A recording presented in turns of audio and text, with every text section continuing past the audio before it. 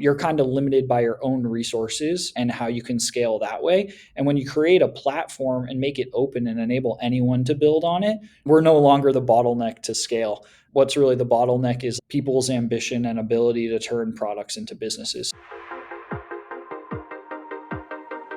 What if starting a tech company was as easy as filling out a form? Well, my guest today, Ben Collins, is building exactly that. He's the founder of Woz, an AI platform helping anyone launch and scale a software business, even if you've never written a line of code. That's a bold promise. So in this episode, Ben takes us inside the chaos of starting this ambitious bet, the tactics they use to find real results and traction, and why he thinks most AI startups are building in the wrong direction. Hopefully, he'll tell us. Ben, thank you so much for being here. Welcome to the show. Yeah, thanks for having me. Absolute pleasure. Looking forward to it. All right, let's dive in. So I gave some hints. Hopefully, everyone is hooked and interested, but tell us in your words, what's Woz building? Yeah, I mean, in a sentence, we're an AI business builder. We help non-technical entrepreneurs, solopreneurs, SMB business owners build high quality software products for their customers. So today we're starting with mobile applications. So come to our website, www.withwoz.com, and basically work through a no code flow and come out with a actual high quality full stack mobile application that you can put in front of a customer. That's pretty insane. Before we keep going, I always forget. So there's a note for myself. If you enjoy this show, if you've watched it often, don't forget to subscribe. If you're on YouTube, you can turn on the bell to be notified. I publish a new episode every week. And if you're on your favorite podcast platform, subscribe and leave us a 5-star review on Spotify, Apple Podcasts. Thank you so much. So the name is Woz. Of course, we think of Steve Wozniak, that, nicknamed the Woz. The idea is you can be Steve Jobs, you and I, or anyone can be Steve Jobs, and you have Woz doing the technical stuff for you. That's the promise of the name, right? Yeah, there's a lot implied there. Obviously, it's an homage to both Jobs and Wozniak and Apple, and I think their genius in the ways that they complemented each other, right? And I think it's kind of exactly what you said, right? We are trying to enable anyone to kind of tap into their inner Jobs, and what's implied by that is that what we deliver at Woz can be a trusted expert and true partner, not only in kind of building that first version of your product, but actually in the kind of ongoing evolution of your business, where you can trust that Woz, and by Woz I mean our platform, but really the really talented team of experienced AI engineers and production engineers that have scaled products to thousands of users, that we have to be your technical counterpart and your partner and guiding you in the right direction as your business evolves over time. That's, again, such an amazing promise, but it's not only a promise, you've actually built it. You're live with some customers. That's really what's interesting, because anyone can promise something that amazing, but to actually deliver on it is pretty insane. Yeah. And that's what we're going to try to double click on. So tell me the sort of the beginnings, the story behind it. How did you come up with it with your co-founders? What were your first weeks of the project? Where did it all come from, the idea and the will to do that? And how did you get started? Yeah, that's a great question. Look, so my co-founder started this company with my co-founder, Brad Eckert. And Brad and I actually go back a really long time. We were roommates in undergrad in MIT 12 or I guess almost 13 years ago at this point. So we've known each other for a really long time. Brad's a fantastic technologist, second time founder and CTO. So I think let's just rewind, about 15 months ago, and apparently spring 2024, it just became very apparent that AI for code generation was going to work, and it was going to work soon. And so once we saw this, it was a release of the Sonnet models from Anthropic at that time. We said we have to build into this inflection. And so we explored a lot of different avenues into building into this inflection. I think our first instinct was, hey, we're technical people. We can pull together a really talented team. What if we built kind of like a holding company and we just use this AI code generation power where we're kind of first adopters of it, and we build out this stack and we just crank out a whole bunch of software applications and we test them in the market and we see what works, and then maybe eventually we have this portfolio of cash generating businesses. So that was our first idea. Um, And and by then, the way, there are some people doing that. I'm thinking of Chamath Palihapitiya from All yes, In with yes, 8090. yes, So exactly. So it is an yes, so we kind of interesting. started. We started in a similar place as Chamath and his thinking on 8090, and then I think we decided to go one route, and he's decided to go, a different route. He's definitely gone like up market more towards the enterprise. I think slower adopting like legacy industries, and we've gone kind of towards, hey, I want to empower a whole new generation of business builders, SMBs, with AI. And I think the decision that had us go from, hey, let's build a holding company, uh, to, hey, let's build a massively enabling platform that anyone in the world can use. Basically, we just realized that we thought the opportunity was too big to be captured with a holding company, right? You're kind of limited by your own resources and how you can scale that way. And when you create a platform and make it open and enable anyone to build on it, well, then we're no longer the bottleneck to scale. What's really the bottleneck is like people's ambition and ability to turn products into businesses. So we thought that was the direction we chose to build. It is interesting. I wanted to ask you what prompted the change, which you've answered. If you're doing it yourself, until coding agents can actually, from scratch, take on a new project and build it, but I don't think we're there yet. So your guys are the bottleneck. If you're just providing the solution, then everyone can use it and create a Correct. a bigger overall ecosystem. The question is, which one ends up being the biggest company? Because Yeah. you're only going to take a Yeah. share of that revenue. How did you think through that? Correct. Yeah, I think, I mean, you've kind of nailed it, right? There's two directions here. There is, you build from the LLM backwards, which I think is what, kind of like what a lot of vibe coding companies do, a Lovable or a Bolt or something. You start from the LLM, you ask it to do as much as possible, and then where it hits its limitations, you kind of try to add some scaffolding and support. And we kind of start at the other end, which is, starting from building blocks, kind of like full stack engineered building blocks, and then applying AI in very well defined, kind of controlled areas where we're confident that the quality of the output is high. And so, yeah, different approaches. I think, let's fast forward 10 years and both of those approaches will be able to produce really high quality AI enabled applications. But you're right. It's like, which approach gets there first? Um, it's a big bet to be taking, and we're taking what I think has become, or what started as a contrarian bet, and I think now we're starting to see kind of a shift in general appetite in industry where we are seeing some limitations to that kind of LLM first approach. So yeah, you nailed it. Like it's a big bet. We think we can get to full stack applications first. It's interesting. In your opinion, it's about getting there first.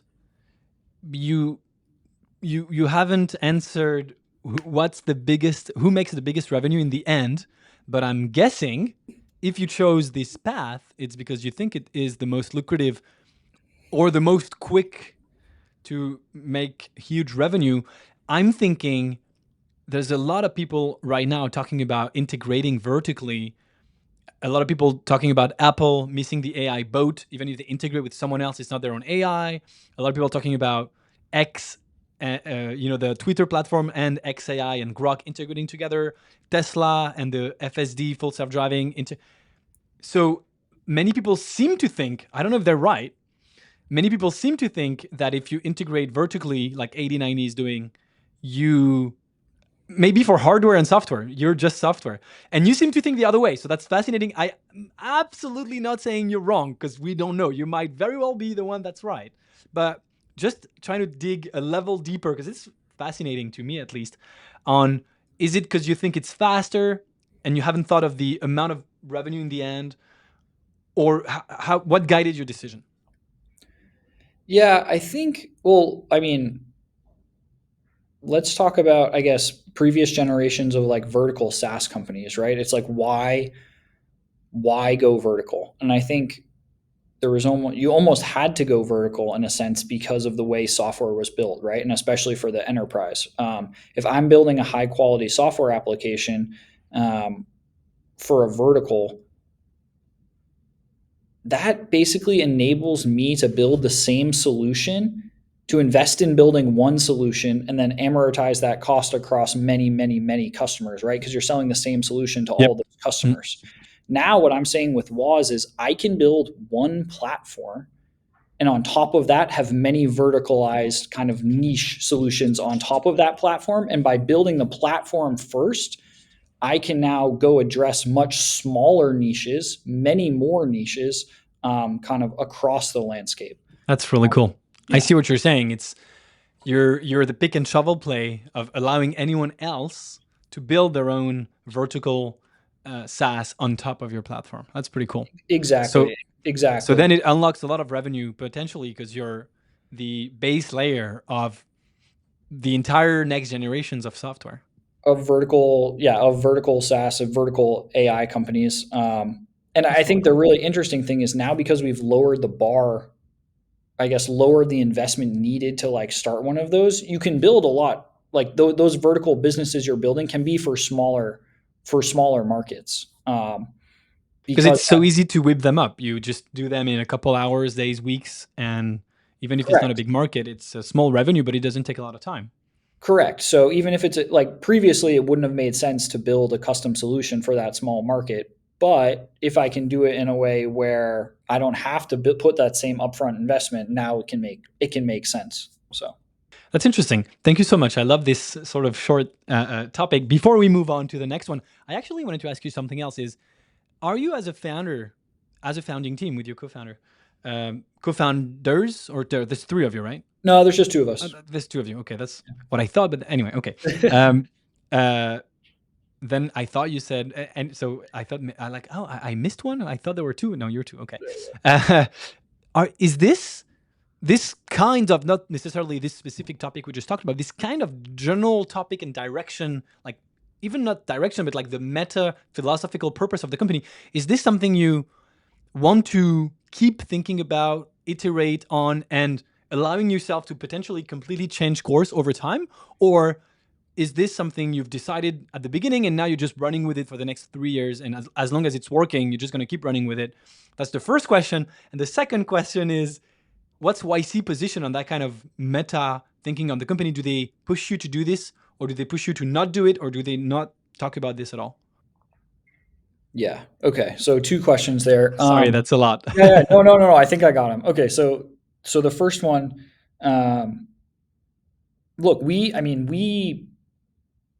it wasn't like we just like sat down one day and we're like, oh, this is the company we're going to build, right?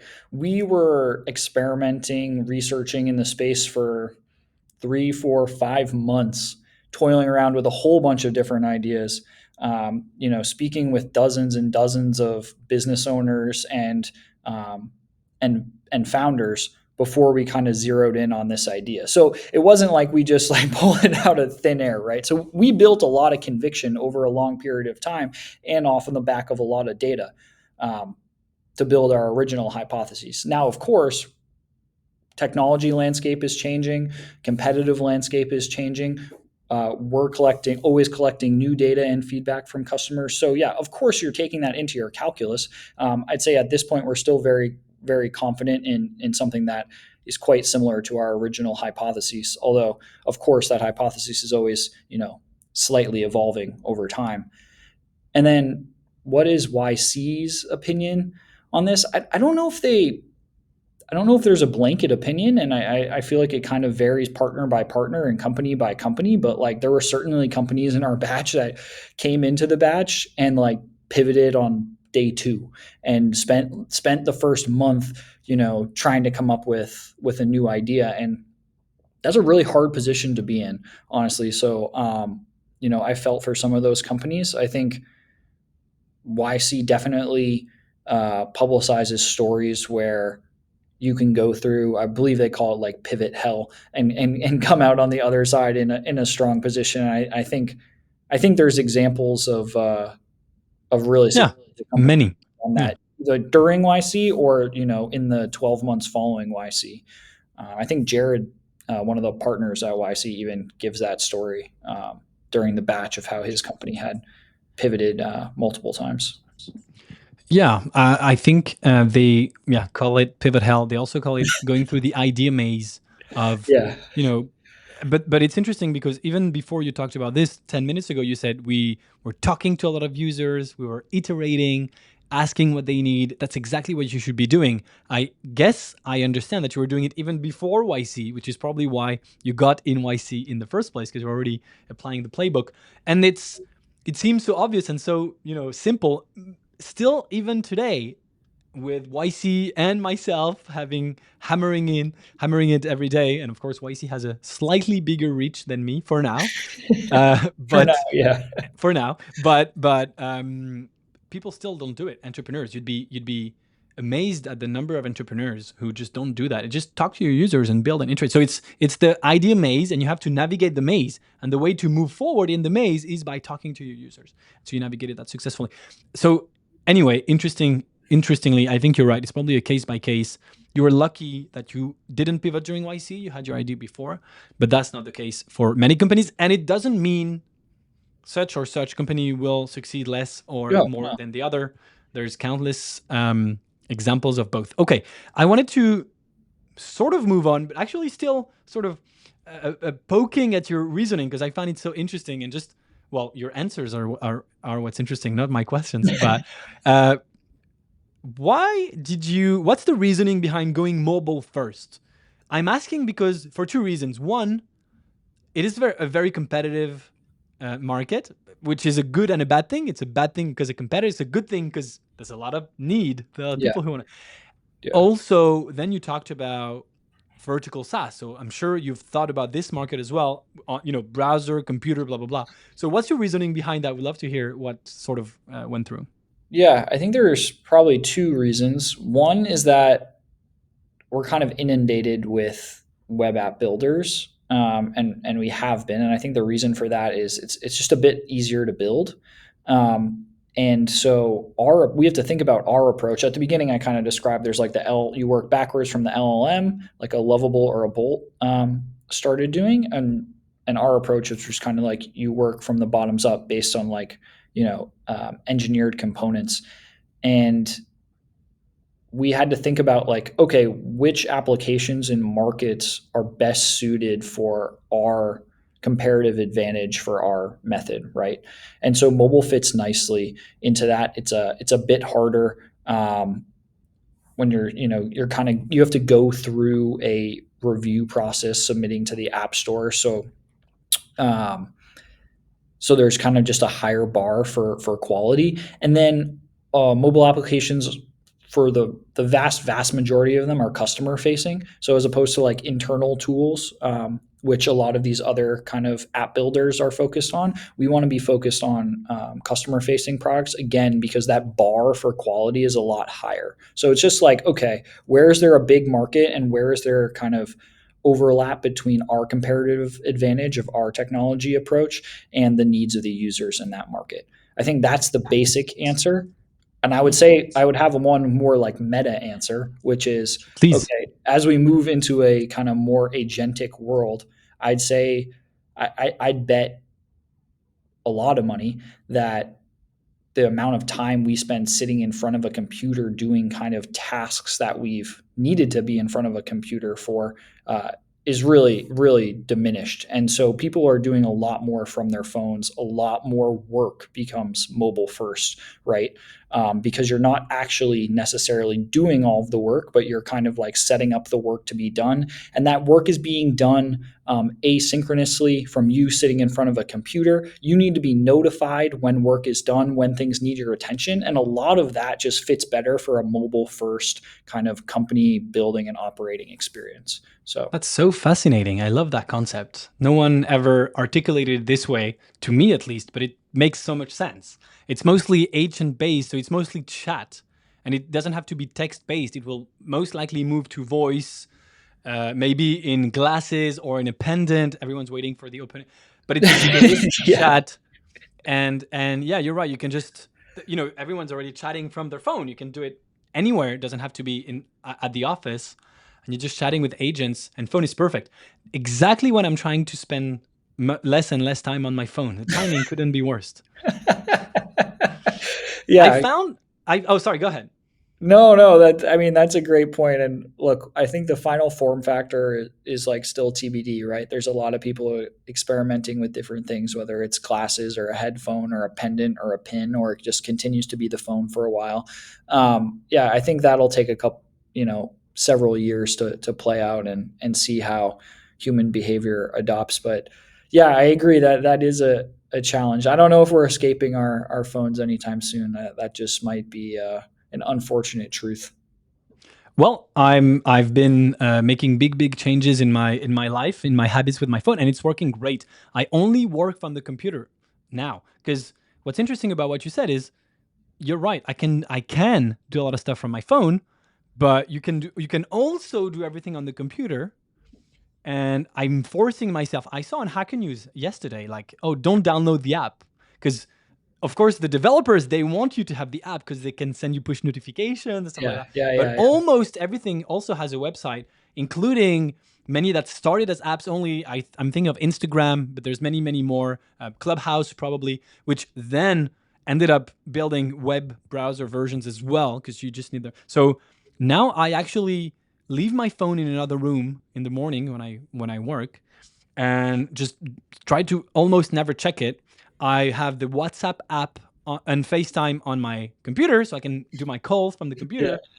The only problem I have right now is two-factor authentication, Yeah. but there's Yeah. actually a Chrome extension that's replacing your 2FA. Anyway, it is interesting that you don't need to be on a computer anymore, and that's going to work for 99% of people. I'm just trying to be more intentional, and I actually find myself to be much more productive with the computer, because you don't use it the same way. I don't have any notifications on my Mac, right? There's nothing, email, text message, every notification is turned off. You can't have that on the phone. You have some off, some on. And so yeah, open the computer, do the work, and then when I'm done, close the computer. With Yep. the phone, you never put it down, because Yeah. you have the phone, it's endless. Anyway, super interesting your answer on, especially sort of your meta answer. But I wanted to double down as well on your first answer. You said when it's consumer facing, the quality requirement is much higher. So we think we can be better because we think we're going to do great. Yeah. Were you seeing, because you saw the other competitors, you know them, there's a ton at YC, outside of YC, like they're everywhere. Were you thinking, oh, we can do better? And if yes, I'm guessing the answer is yes, but maybe if yes, why? Yeah, I think we are. So when we set about really building this company, we knew exactly who our end user was in terms of being a totally non-technical person building for business specific applications. And so when you work backwards from that use case, you come up with a very different just technology approach and architecture than I think a lot of these first like vibe coding tools where they started from. They were kind of all building developer tools before, and we're like, oh wow, these code generation models have gotten so good. Look what we can do when we like put you know put an IDE in the browser and and like add a visualizer. And it was a lot like just building for a different audience. And so they kind of they took one technology route. Um, and for us, it was never like necessarily about being better. I guess it was about building for a different end use case where we're really trying to help people, give them a foundation on which they can build a business, not allow them to just like build the fastest MVP as quick as they can. So yeah, I, it was rem- different use case, different vision. Yeah. I remember exactly. That's important for the audience to understand. That's what you told me the first time we met. Is pretty much every other tool is, you know, in 5 seconds get a quick app, but it's not likely going to work really well, or maybe it will, but it's going to take some time and effort, and you might need to go in by hand and do it again. And it's most likely an MVP, and it probably will get better, by the way, over time, and it's already getting 100%. better, where you Yeah. can actually. But your idea is, I'm a co-founder, I'm not technical, I want to build a big, robust business, and instead of giving 50% equity to someone else, I'm giving a monthly subscription to Woz, and they're going to build from scratch a very big, robust thing that can, take in all of my existing users. So that's sort of a different positioning. And to my knowledge, you're one of the only ones doing that, and it's working great for you. So that's a perfect segue into my next question. When did you realize you had product market fit? What happened where you said, "Wow, okay, people actually need this"? Because I know people, like a lot of companies, are raging about what you're building. So when did you realize, okay, we've got it?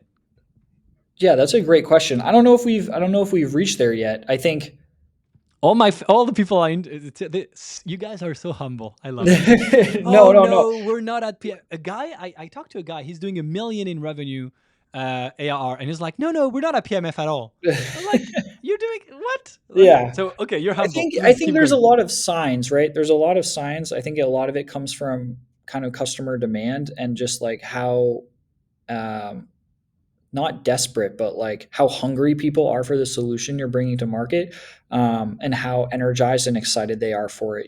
So it's like people just cold messaging me or cold emailing me like again and again, asking for access to the product, saying how this is like the product they've been dreaming of, and like what they really need to unlock kind of the tooling they need to build for their business, or whatever it may be. And so I think there's a lot of signs like that when that starts to happen kind of over and over and over again.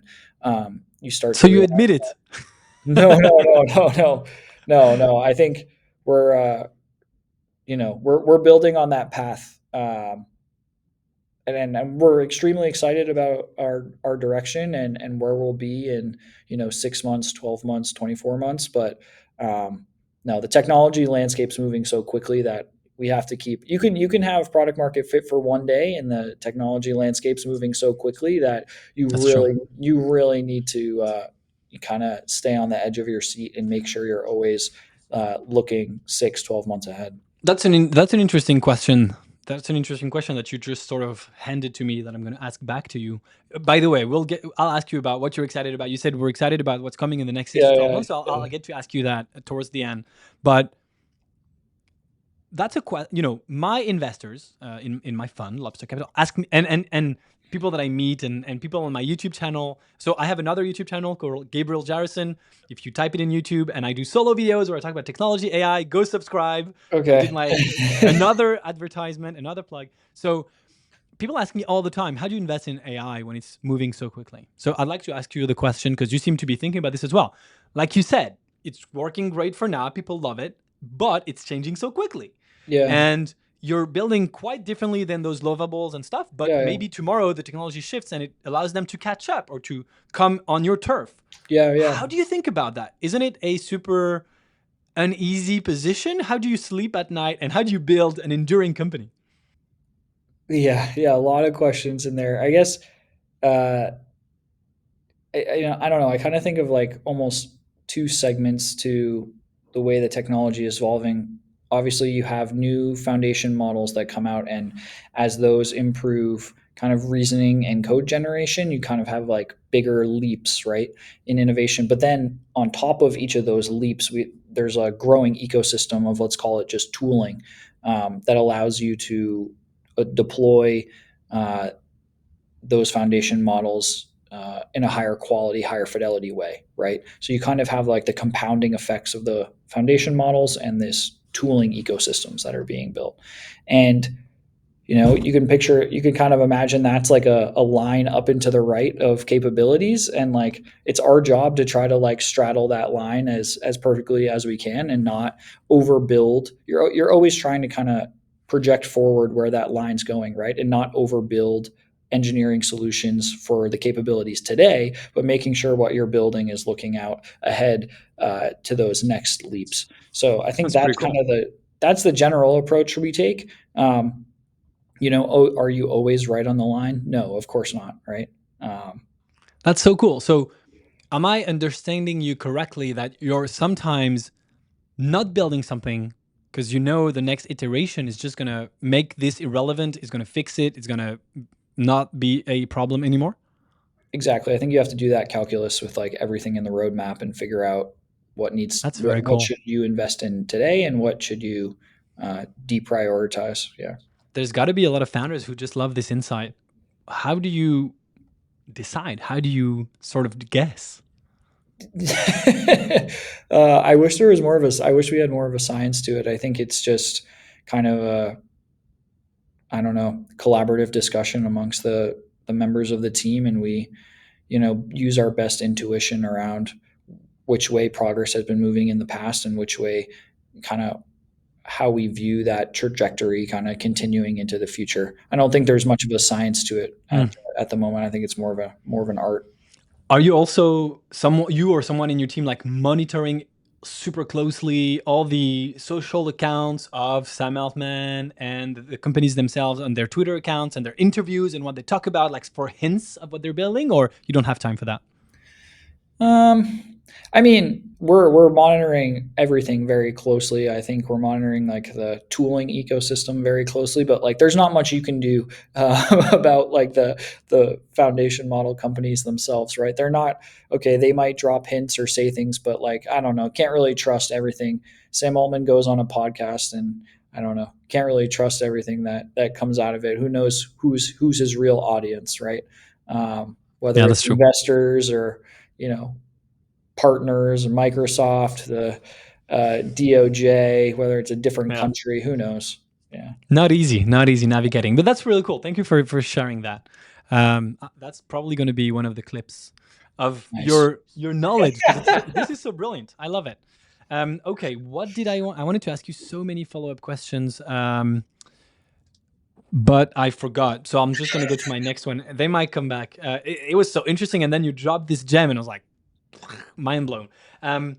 What was the we mentioned earlier you went through YC with your idea already, so you didn't go through the Yeah, idea maze and stuff, or you did, but before, not in yeah, YC, which was great for you. It allowed you to do the entire YC with the same idea. So, what was the impact of YC on your company, yeah, on its acceleration?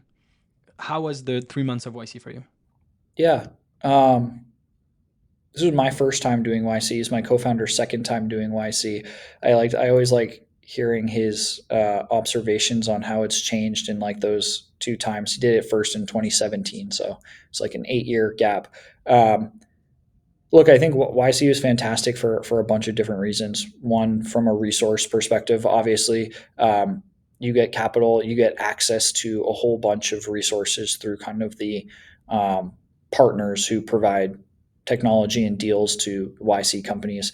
Um, you get access to the YC, let's call it like founders network, where now we can kind of send a message and connect with the execs at like I don't know, some crazy number of companies in our ecosystem, which like we use that lever all the time, and it Oh, gives us an cool. advantage over other non YC companies for sure. Just because we can talk to, the leadership at our vendors or partner companies like really quickly and get things done that help us.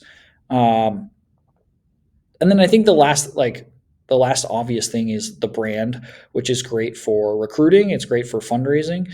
And then the last thing is probably like access to the partners who have kind of, I don't know, just have incredible muscle memory from one, their own careers, but also like helping hundreds of YC companies over the years. And then the peer group, like we still meet regularly with our kind of office hours group who are all just super talented, super motivated people. So learning from them, getting help from them, trying to help out where we can. Um, yeah, it was a great experience. I'm really glad we did it. I would do it again for sure. That's really cool. I actually had someone from your peer group on the podcast a few days ago. Oh, nice. Uh, yeah. I mean, and just recapping everything you just said, which is almost what everyone says all the time. If I had to sum it up, the power is in the network. That's what Yeah, everyone thinks of YC is. Oh, the money, the blah blah blah.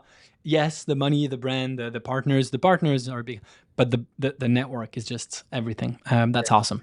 yeah. Okay, shifting gears as we are, approaching the end. We still have a little bit of time. I wanted to ask you because so you're sitting on top or at the foundation of dozens of different businesses, building on Woz. So I wanted to ask you, what patterns are you seeing that are working today? Yeah, we're seeing a ton of, I would call them traditional service businesses. You can think like health coaches, consultants, doctors, etc. Now leveraging AI to productize their business and allow them to scale in a way that they weren't able to before. I think it's really, really exciting uh, from an entrepreneurial standpoint. Like now people who were running service, I mean, service businesses are great businesses, right? They're kind of a bedrock of the economy, but it's hard to scale them, right? You really are kind of limited by your own time, and then I guess if you grow a team, their time, and there's one way to scale that, you hire more people.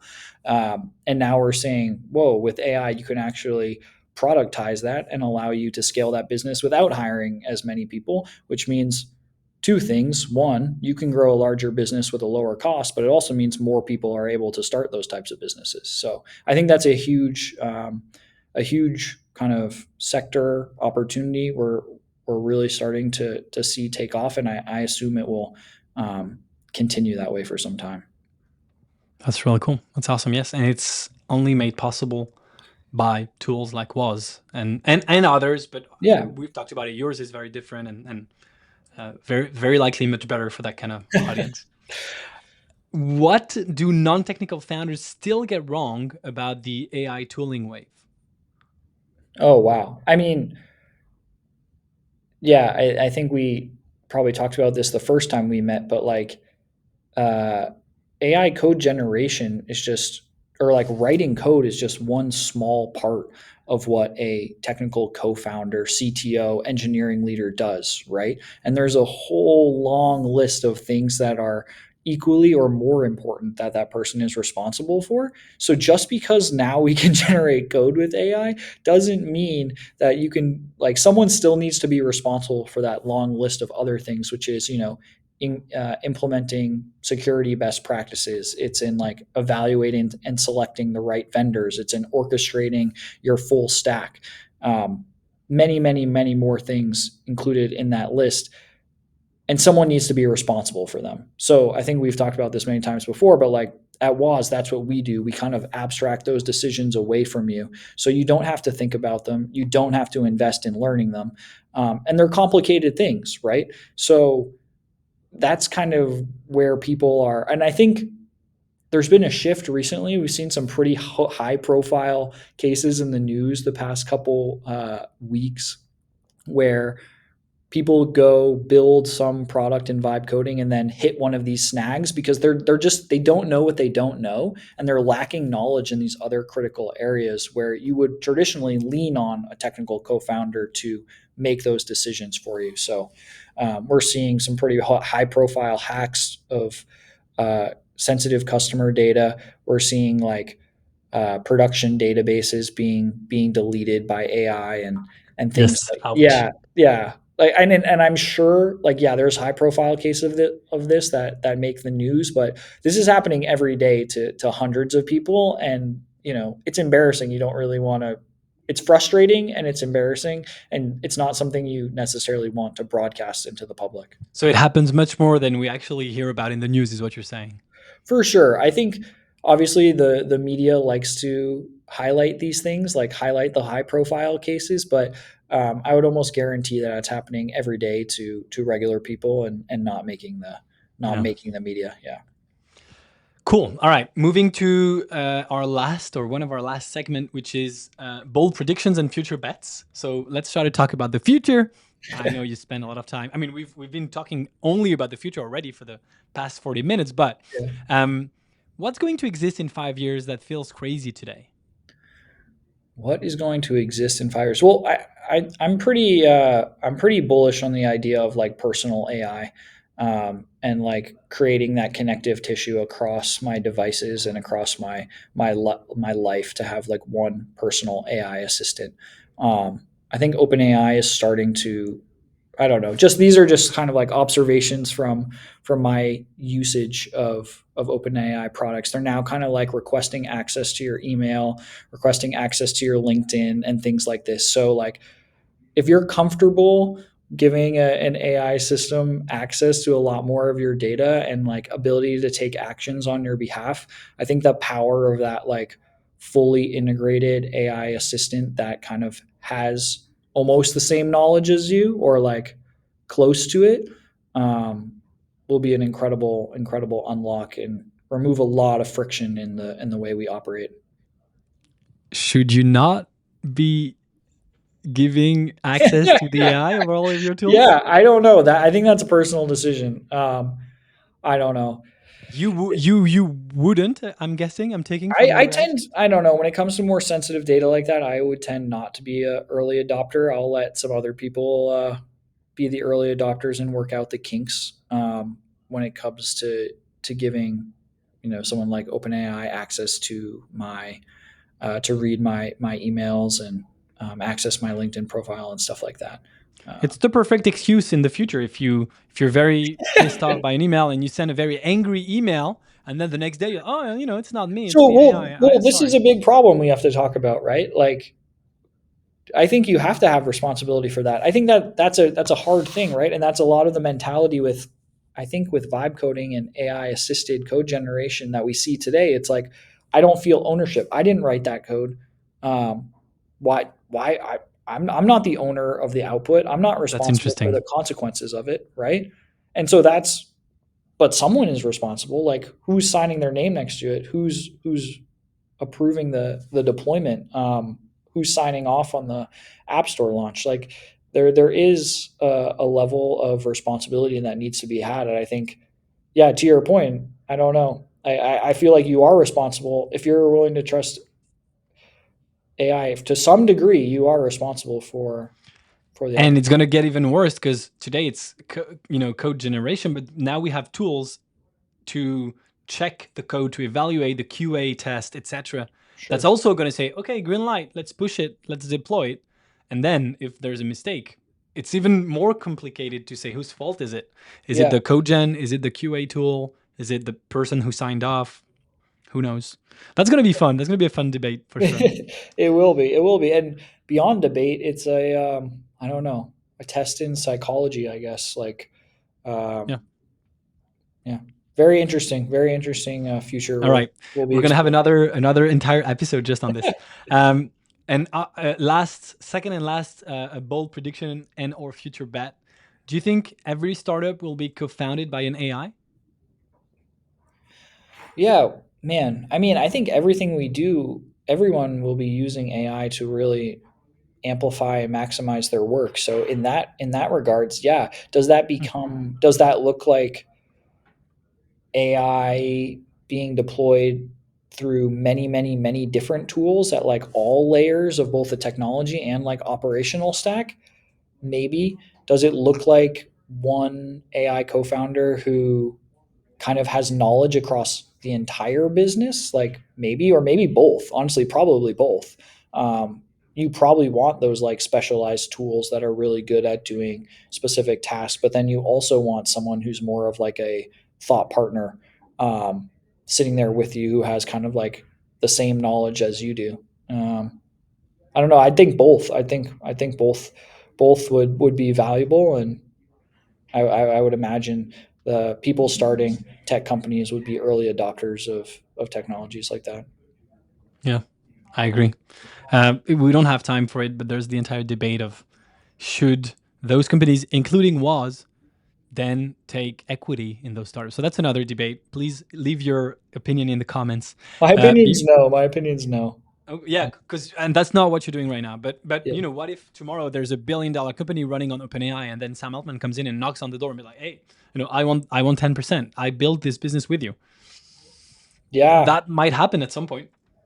We'll that see. could. I mean, that's a calculus OpenAI will have to Mm. do. But yeah, I mean, totally rational, totally like rational thing that could happen. Yeah. And you can even have this thing with YC where start your company with my tool, with my AI tool. I'll take some shares. I'll actually fund you. I'll select you with an AI. I'll give you 500K, and you build on my AI. Anyway, I'm Yeah. I'm I'm I'm out there. I'm gone. I'm in another dimension. Let's wrap this up. Uh, before I give the URL and everything, tell me what you're excited about with Woz coming in the next months, years. What really pumps you up? What are you building towards right now? Yeah, I won't disclose too much right now, but keep your eye out for some big launch announcements coming in the Ooh, next 2 months. ooh, Yeah, we think we're kind of on the edge of some really game changing technologies, and yeah, I think just in summary, couldn't be a better time to be building, no matter where you are in the world or like what your past experiences are. If you're an ambitious person who has a kind of entrepreneurial ambition, man, what an incredible time to be building. And come check out Woz. I think we can help you get your business started in a way where it hasn't really been possible before. So that's really cool. So that's withwoz.com, WITHWOZ, withwoz.com. And where can people find you, follow you on social media if they want to keep up with you and the company? yeah, follow me or connect with me on LinkedIn. Try to share updates of the company, um, and also maybe any observations we're having about the market and the way the way the technology landscape is moving. So yeah, give me a follow or send me a connection request on LinkedIn. We're also on Twitter, but probably more active on LinkedIn. That's awesome. Ben, thank you so much for being on the show. I had a blast. I hope you did as well. This was Yeah. fascinating. I wish we had another hour, but hopefully you'll come back. All right, we'll do it again sometime. Thanks for having me. Thank you so much. To our listeners, if you're still here, thank you so much. Don't forget to give us a 5-star review on your favorite podcast platform. If you're on YouTube, subscribe, hit the notification bell. Give us your opinion on everything we talked about in the comments. I'll see you next week for another episode. Bye, everyone.